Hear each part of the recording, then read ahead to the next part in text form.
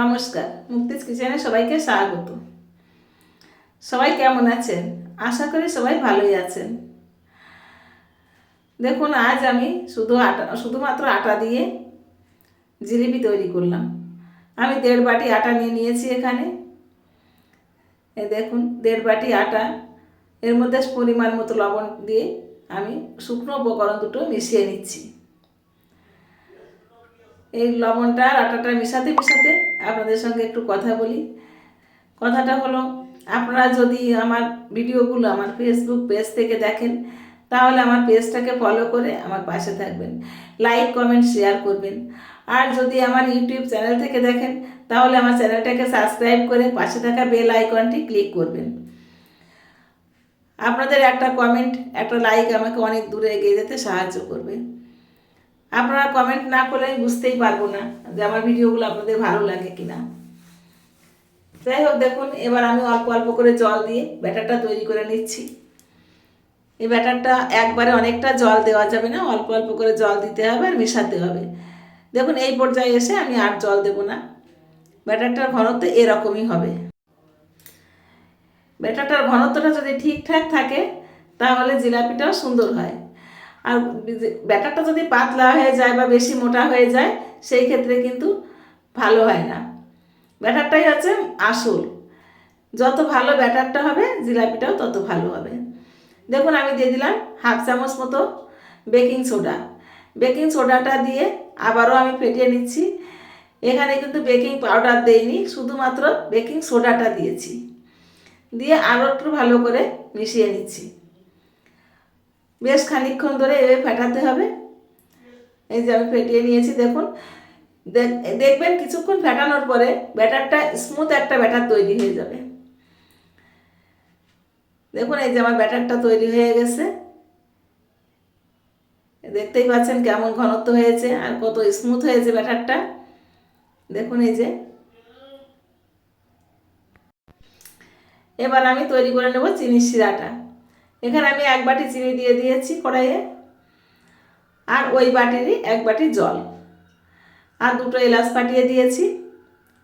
দিয়ে এই শিরাটা অনেক আঠালো করার দরকার নেই, জাস্ট চিনিটা গলে গেলেই হবে।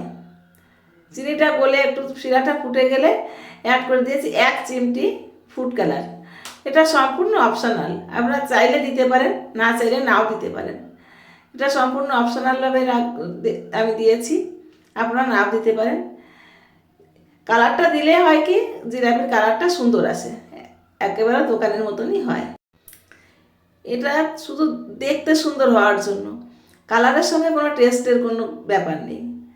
তারপর আমি ব্যাটারটা একটা ছিদ্রযুক্ত বোতলে নিয়েছি। বোতলের মুখটা আমি ছিদ্র করে নিয়েছি নিজেই করে। দেখুন, বোতলে করে দিয়ে আমি জিলাপির শেপ করে দিয়ে দিচ্ছি।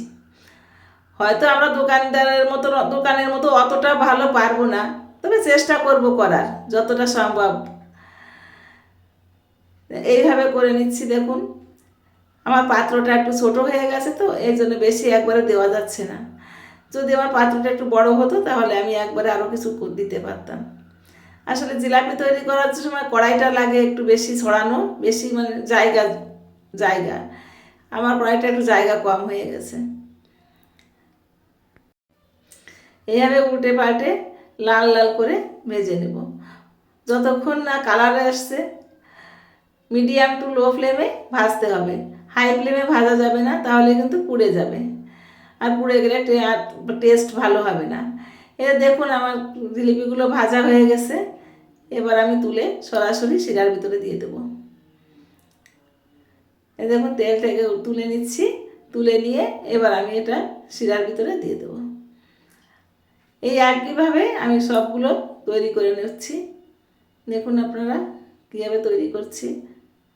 হয়তো দোকানের মতো অত ভালো শেপ হচ্ছে না, আপনাদের হয়তো মনে হতে পারে যে শেপটা ঠিকঠাক হচ্ছে না, কিন্তু এতে টেস্টের কোনো পরিবর্তন হবে না। আমরা এগুলো বাজার থেকে চড়া দামে কিনে খাই, কিন্তু যদি একটু কষ্ট করে ঘরে বসে এভাবে করে খাই, তাহলে কিন্তু আমাদের খাবারটাও ভালো হয়। আমরা তো ভালো তেলে ভাজি, পরিষ্কার পরিচ্ছন্ন করে করি, কিন্তু দোকানে তো এতটা করে পরিষ্কার করে না না। এই জন্য যতটা সম্ভব বাড়িতে করে খাওয়া যায়, ততই শরীরটা ভালো থাকে। এখন তো আমাদের শরীরের দিকটাও দেখতে হয়। যতটা বাইরের খাবার কম খাওয়া যায় ততই ভালো। আপনারা এভাবে করে আমাকে জানাবেন কমেন্টে কেমন হলো। আপনারা এভাবে করবেন, করে আমাকে দেখবেন কেমন হয়। ভালোই হয়, বেশ মুচমুচে হয়, কোনো রকম কোনো খারাপ কিছু হয় না। আপনাদের কমেন্টের অপেক্ষায় থাকব, কখন আপনাদের একটা কমেন্ট পাই। এই ফেসবুক ইউটিউবে কাজ করতে এসে একটা জিনিস ভালোভাবে বুঝতে পেরেছি যে একা একা কোনো কিছুই সম্ভব না। সামনের দিকে এগোতে গেলে অবশ্যই কারণ সবার সহযোগিতার দরকার। তাই প্লিজ আপনারা আমাকে সহযোগিতা করবেন, এটাই আপনাদের কাছে আমার প্রার্থনা।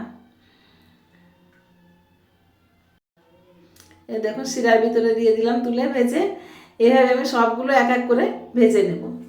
ভেজে এবার শিরায় দিয়ে কিছুক্ষণ 5 মিনিট একটু নাড়াচাড়া করবো, 4-5 মিনিট নাড়াচাড়া করে তুলে নেব। শিরার ভিতরে অনেকক্ষণ ভিজিয়ে রেখে দেবো না, তাহলে আবার নরম হয়ে যাওয়ার ভয় থাকে। এই জন্য একটু নাড়াচাড়া করে তুলে নেব। দেখুন তো হয়েছে কি না, কেমন হয়েছে বলবেন সবাই আমাকে যে কেমন হলো। করতে আমার খুব ভালোই লাগছে জিলাপিগুলো, মনে হচ্ছে আরও করি। যতটা করছি মনে হচ্ছে আরও কিছু করি। এই দেখুন সবাই খাচ্ছে বসে, সবাই গরম গরম জিলাপি খাচ্ছে, সবাই বলছে খুব ভালো হয়েছে। আপনারা এইভাবে করে খেয়ে দেখবেন কেমন লাগে, আর আমাকে জানাবেন অবশ্যই। আজ এ পর্যন্তই, সবাই ভালো থাকুন, সুস্থ থাকুন, আগামী দিন সবার ভালো কাটুক এই প্রার্থনা করে আজকের ভিডিওটা এখানেই শেষ করছি। আবার অন্যদিন দেখা হবে অন্য কোনো নতুন ভিডিও নিয়ে। সেই পর্যন্ত আপনারা অপেক্ষা করুন, আগামী দিনে আবার নতুন ভিডিও নিয়ে আসছি আপনাদের মাঝে। ধন্যবাদ সবাইকে।